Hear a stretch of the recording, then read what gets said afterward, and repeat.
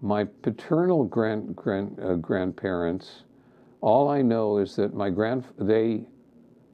paternal grandmother and grandfather married in Russia, in Ukraine, and he went alone to America, again, to follow the usual script of working till he could earn money to bring his wife, and she was actually pregnant at the time that he left.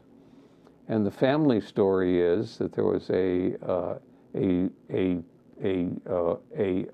pogrom in the village. She was pregnant and hid in a pond, breathing through a reed, till the Cossacks, or the neighboring Ukrainians, who were generally anti-Semitic as a group too, left. And she stuck around till the baby was born.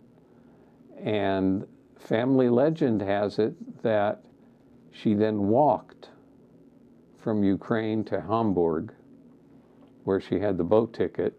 She had the ticket that my grandfather had sent her, but no money to travel to the port. And I'm sure she got some rides along the way, but she was carrying the infant and walked, I don't know, 1,000 miles or however long it was,